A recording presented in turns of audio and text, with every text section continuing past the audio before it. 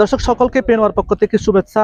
আপনারা সকলে জানেন আজকে 13 নভেম্বর সারা দেশব্যাপী নিষিদ্ধ ঘোষিত সংগঠন বাংলাদেশ আওয়ামী লীগের যে লকডাউন কর্মসূচি, সেই লকডাউন কর্মসূচিকে ঘিরে এখানকার অর্থাৎ কক্সবাজারের দ্বীপ উপজেলা কুতুবদিয়ার স্থানীয় উপজেলা প্রশাসন থেকে শুরু করে পুলিশ প্রশাসন, তারা তাদের ঊর্ধ্বতন কর্মকর্তাদের নির্দেশনা অনুযায়ী দ্বীপের বিভিন্ন মোড়ে মোড়ে তাদের অবস্থান নিশ্চিত করেছে এবং এখানকার যান চলাচল এবং সার্বিক বিষয়ে সবকিছু স্বাভাবিক রয়েছে। আমরা আইনশৃঙ্খলা নিয়ন্ত্রণের বিষয়ে এখানকার স্থানীয় যিনি নির্বাহী ম্যাজিস্ট্রেট রয়েছেন অর্থাৎ সাকিবুল আলম, আমরা তার সাথে কথা বলেছি।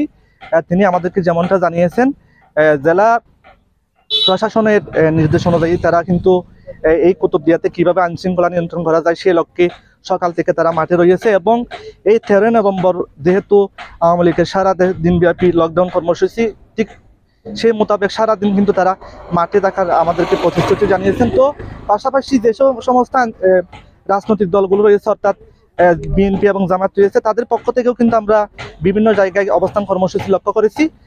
দর্শক, সর্বশেষ যদি বলে রাখি, কুতুবদিয়ার যে লকডাউন পরিস্থিতি এটা কিন্তু খুবই স্বাভাবিক, যান চলাচল স্বাভাবিক রয়েছে, অর্থাৎ মাঠে কিন্তু এখন পর্যন্ত আমরা আওয়ামী লীগের কোনো ধরনের কর্মসূচি দেখতে পাইনি। দর্শক, আজকে নিষিদ্ধ ঘোষিত সংগঠন আওয়ামী লীগের যে লকডাউন কর্মসূচি, সেই কর্মসূচির সর্বশেষ পরিস্থিতি জানাচ্ছিলাম কক্সবাজারের কুতুবদিয়া থেকে।